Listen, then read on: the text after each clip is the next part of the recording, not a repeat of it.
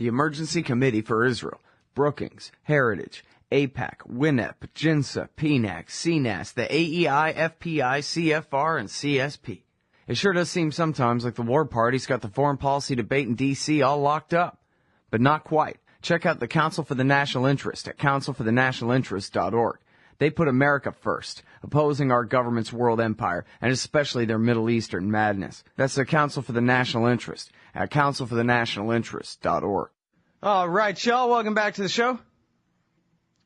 Next up is Jeffrey Carr. He is the founder and CEO of, I meant to ask him how to pronounce it, Taia, something global. How do you say it?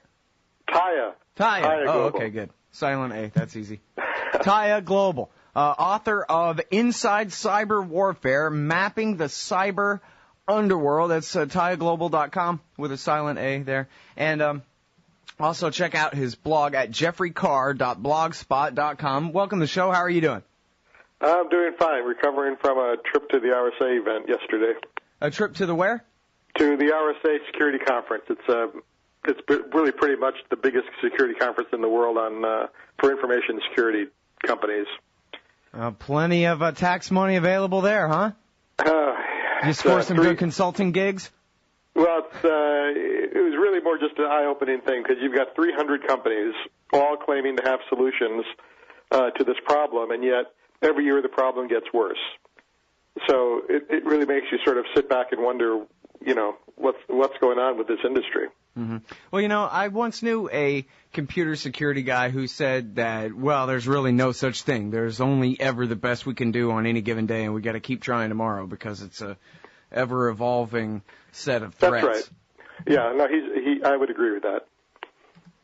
You can only try to raise the stakes so that it costs an adversary more time and money to attack you, and eventually, like running away from the bear, they'll just go after a slower target. Mm-hmm.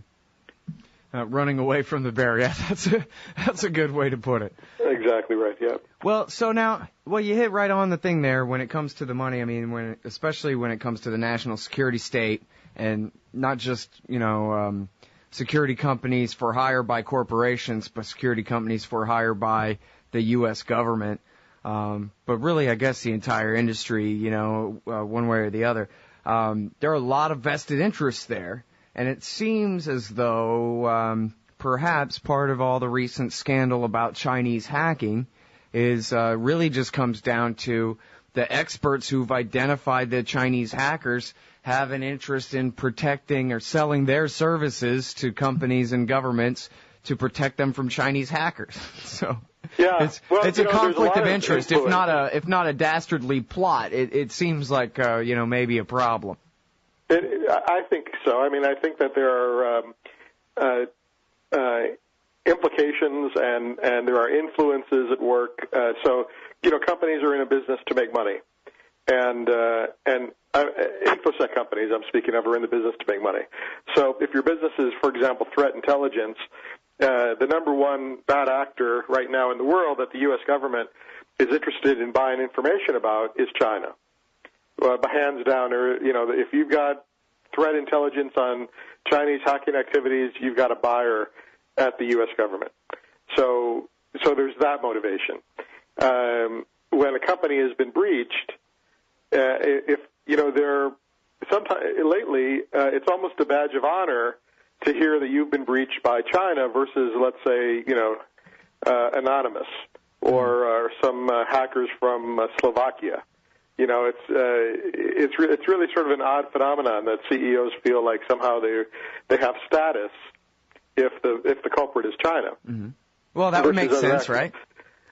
Pardon me? It makes sense in a way that our company is so important they want our secrets. That kind of exactly. Sure. Yeah, it makes perfect sense. But that's one of the factors at play here, right? So so you have a sort of a self-perpetuating cycle. The U.S. government has the administration and the Department of Defense for sure have some have decided a major focus area is going to be China, and they can't really produce reports like this because the information is classified, and they don't want to deal with leaks. When Mandiant who has been focusing on China ever since the company was formed, produces a report. It's a gift really to the government because they can now point to this and say, we agree. This is exactly what we see. Unfortunately, the public report never really made approved conclusively that it was the People's Liberation Army that was involved in these attacks against many U.S. companies. Certainly, it could very well be Chinese hackers. Absolutely, it could also be companies that are or countries that are operating through China, through their servers to make it appear to be China. Mm-hmm. Well, now before we get into the technical aspect of this, because I do want to go over all that, and we got plenty of time for it.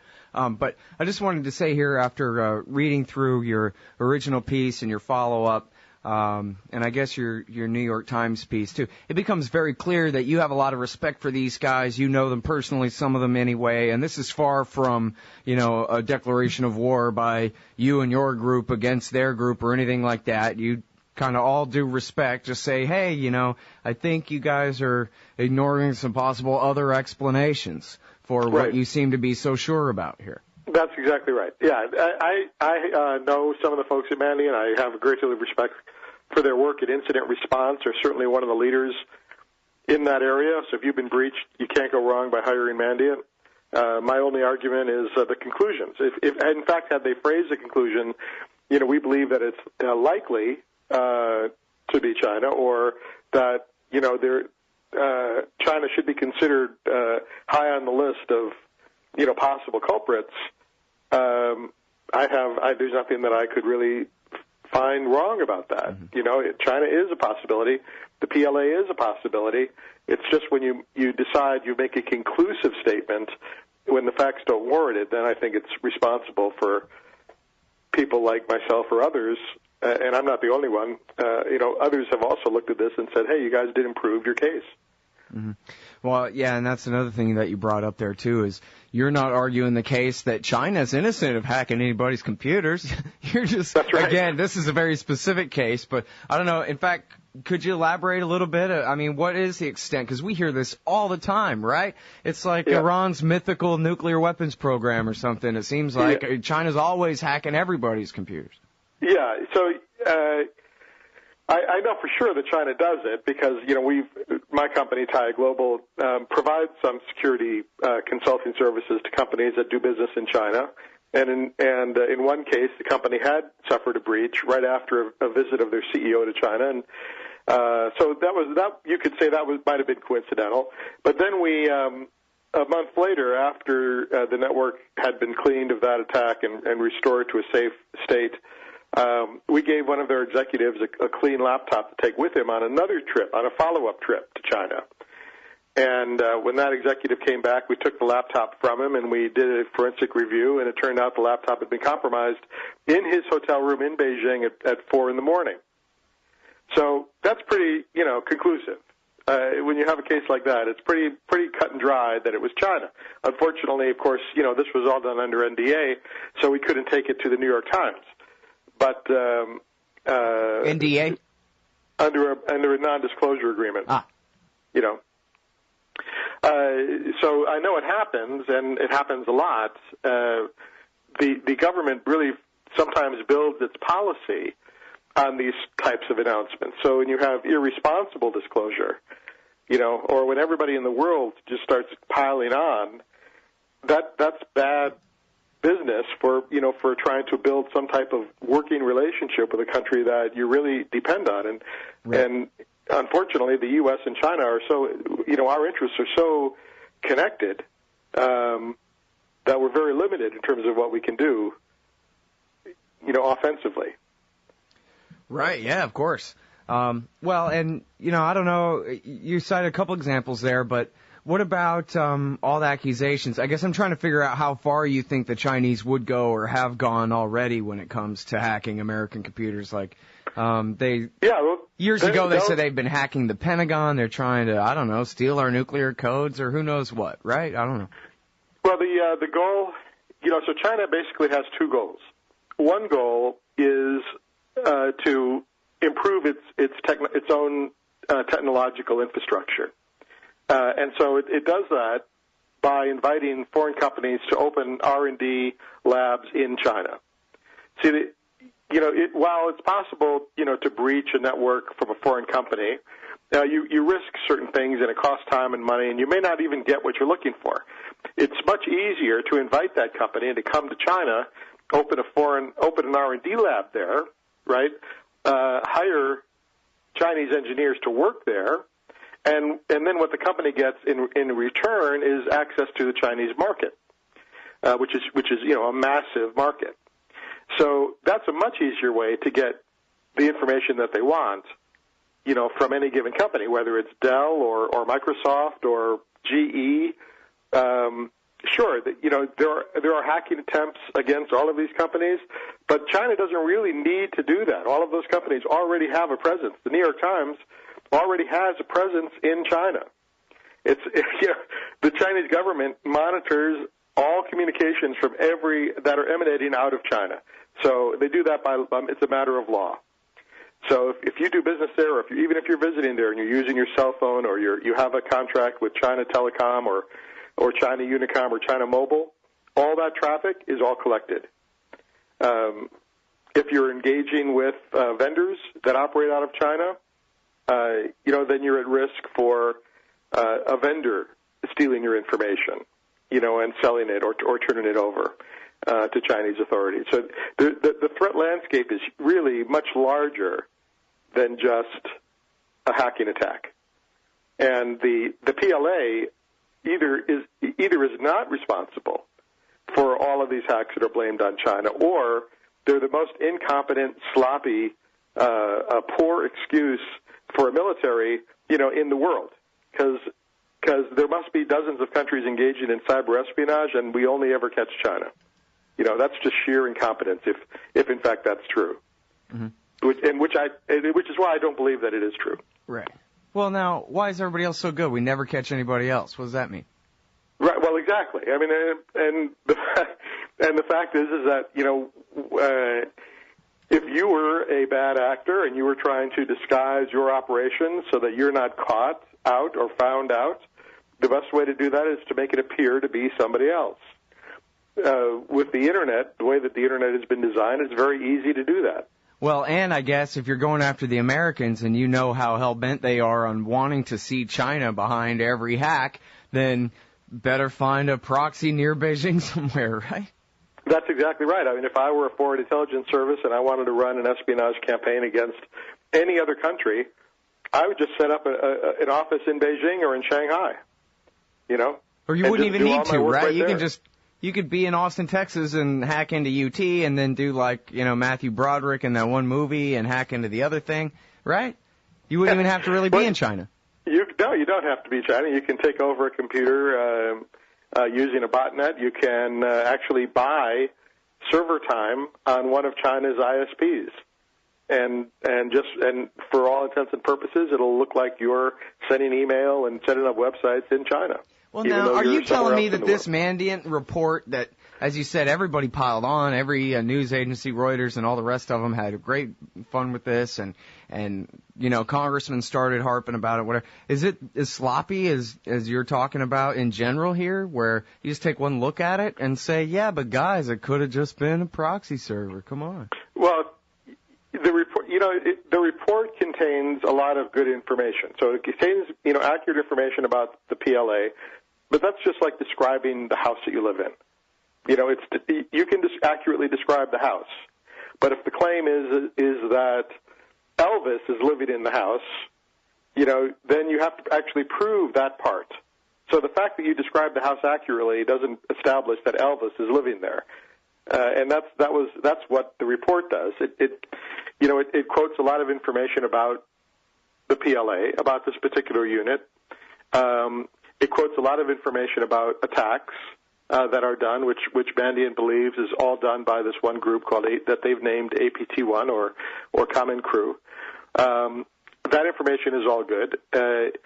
It's when they try to put the two together that the report fails. And if you have a copy and it's a free download, you just jump to the end of the report where you look at the table that they've set up to make their case. You have column 1, column 2, and column 3, and it just doesn't add up. You know, you provide your own table, right? Or you just add an extra column to the table that says, geez, I don't know, here's another explanation that I came up with that could be, you know, just as well. Exactly. Every one of those characteristics has alternative explanations. And in fact, if you jump down to the comments, there are a lot of comments to that article. Some of the readers did their own analysis of alternative scenarios, you know, that it could have been the Ministry of State Security and not the PLA. The Ministry of State Security in China is sort of their equivalent of the CIA. They're just, you know, the IP address, the entire IP address argument that was made by Mandiant is really has really been mischaracterized. I've seen it reproduced in the press that Mandiant narrowed it right down to the very building or to the very block, you know, that the building is on, which is just utter nonsense. Nobody has done that. IP addresses are notoriously inaccurate, and the best that anybody can do is say it's somewhere in this section of Shanghai, which has 5 million people and who knows how many thousands of businesses, all sharing a communications infrastructure that's owned by China Unicom and China Telecom. When you say, but in this, I guess in your follow-up here at jeffreycarr.blogspot.com, that if we follow the same standard, you could actually prove that this was all done at Wright-Patterson Air Force Base. That's right. That's right. It's pretty funny, really. Somebody who ever did this had a sense of humor. When they were registering IP addresses, they picked one that was, I think it was, 10 or 13 miles away from the Air Force Base where they train Air Force cyber warriors. I mean, you know, how funny is that? You got to admit somebody has a sense of humor, you know, when it comes to picking false domain registration data. Well, and now, are you certain that it was completely just forged, or maybe this is where it really did originate? You know? No. Yeah, I'm not that much of a conspiracy theorist where I'm going to accuse the Air Force of hey, it's just a training exercise. Chinese hackers. All right. Well, so now let's talk about the New York Times hack, because nothing in there.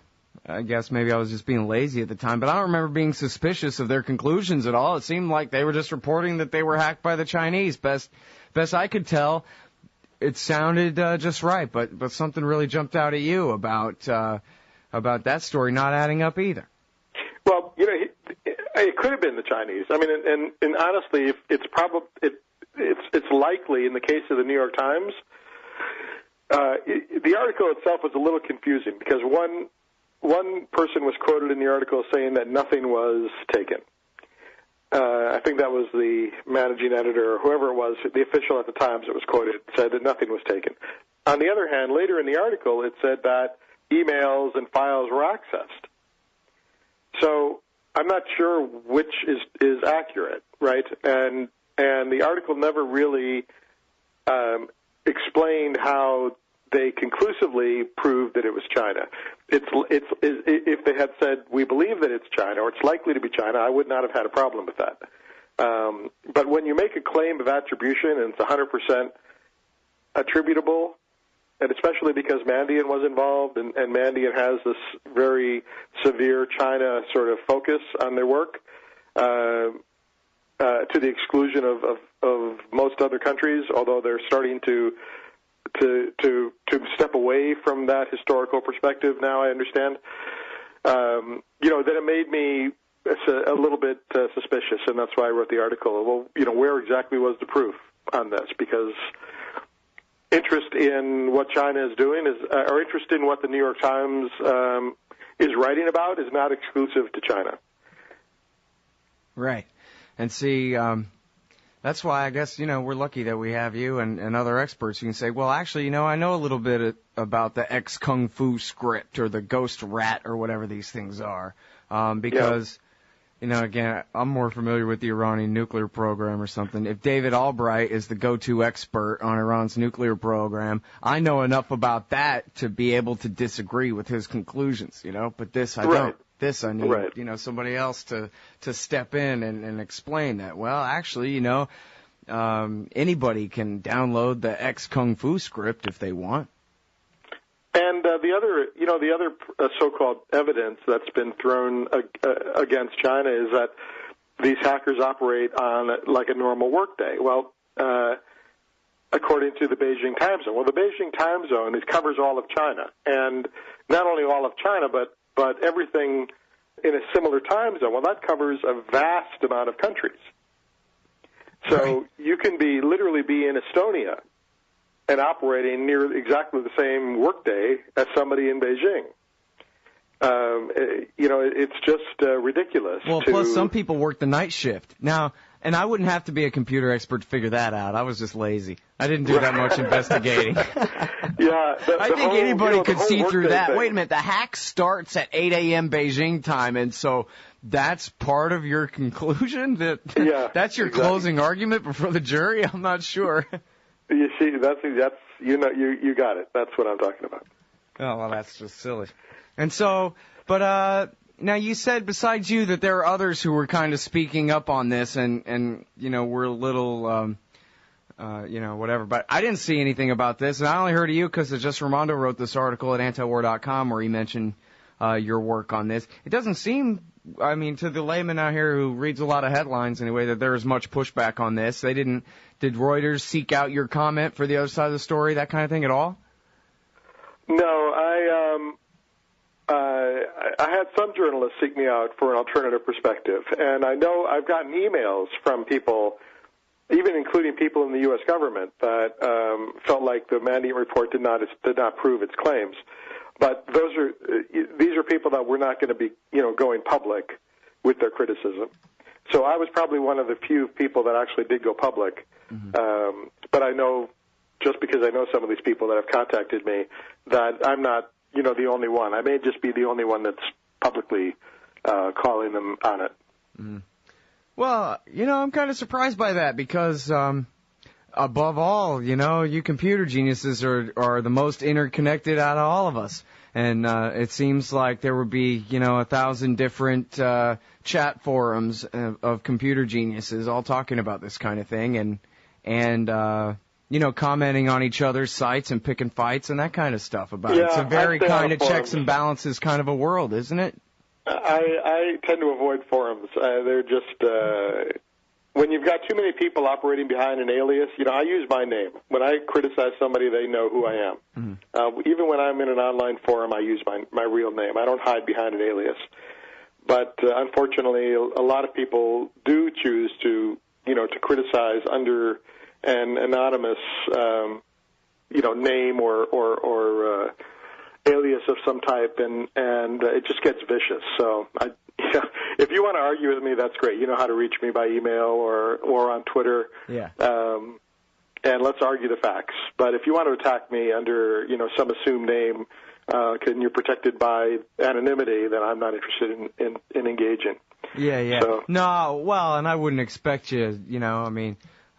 Dealing with one's own comment section can be problem enough. Without going trolling around. But I guess I just meant, I sort of just expect that the computer security community would be in an uproar about this major report coming out and really leading so many people wrong so obviously or at least falling so far short of proof.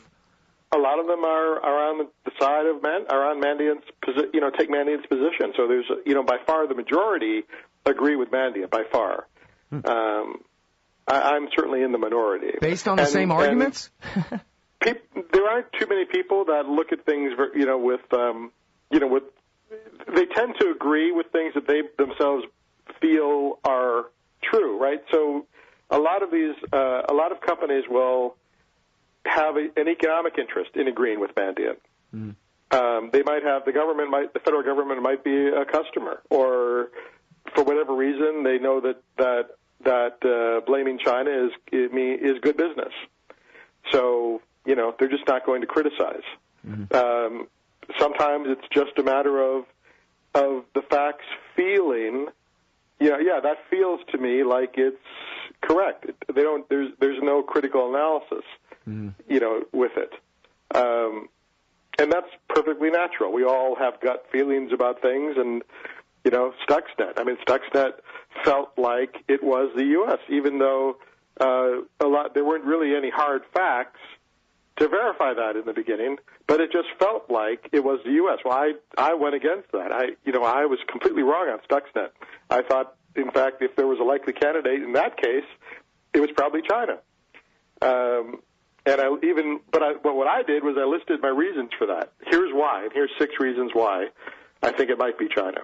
It turns out everybody who thought that it was the U.S., it felt like it was the U.S., were right. It was the U.S., so sometimes your feelings, may lead you in the right direction. Mm-hmm. I just prefer still to do the analysis and let that guide my decisions.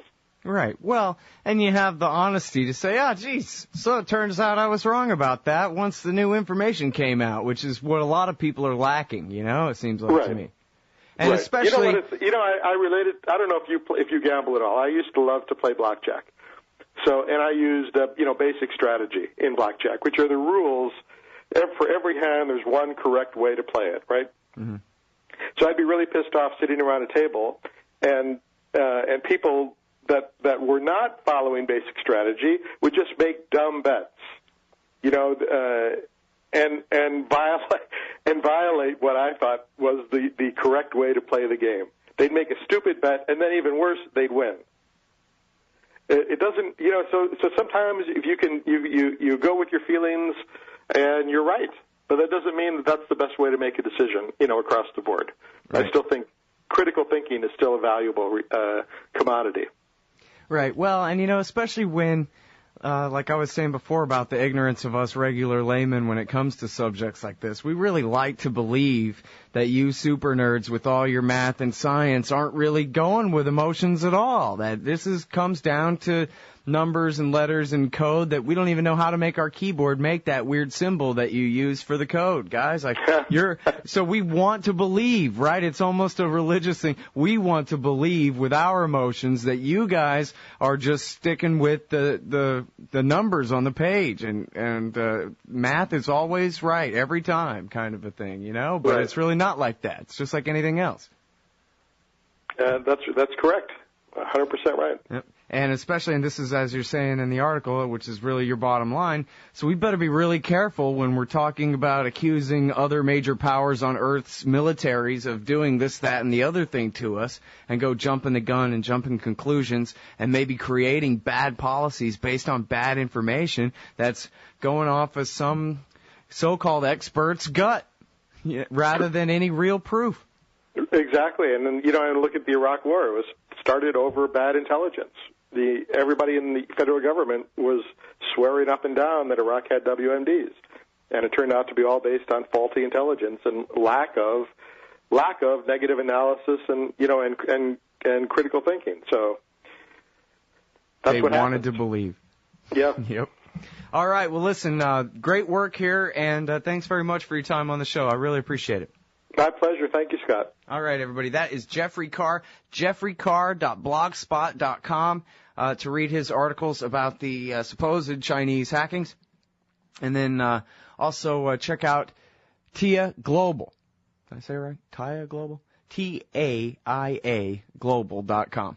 Hey, y'all, Scott Horton here, inviting you to check out WallStreetWindow.com. It's a financial blog written by former hedge fund manager Mike Swanson, who's investing in commodities, mining stocks, and European markets. Wall Street Window is unique in that Mike shows people what he's really investing in and updates you when he buys or sells in his main account. Mike thinks his positions are going to go up because of all the money the Federal Reserve is printing to finance the deficit. See what happens at WallStreetWindow.com. And Mike's got a great new book coming out, so also keep your eye on WriterMichaelSwanson.com for more details.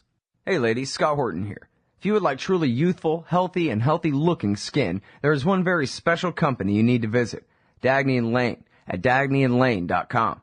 Dagny & Lane has revolutionized the industry with a full line of products made from organic and all-natural ingredients that penetrate deeply with nutrient-rich ionic minerals and antioxidants for healthy and beautiful skin.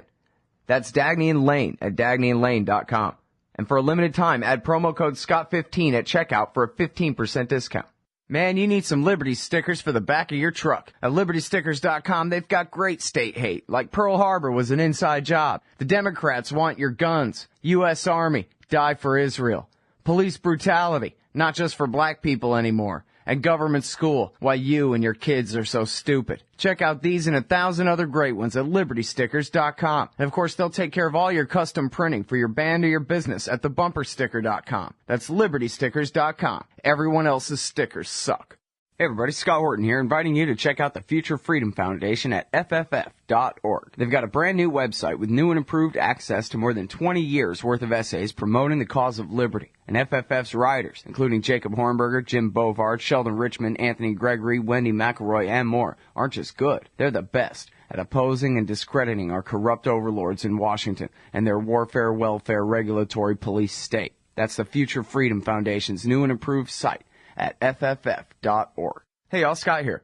First of all, thanks to the show's sponsors and donors who make it possible for me to do this. Secondly, I need more sponsors and more donors if the show is to continue. ScottHorton.org/donate has all the links to use PayPal, Give.org, Google Wallet, WePay.com, and even Bitcoins to make a donation in any amount. You can also sign up for monthly donations of small and medium-sized amounts through PayPal and Give.org. Again, that's ScottHorton.org/donate for all the links. To advertise on the site or the show, email me, scott@scotthorton.org. And thanks.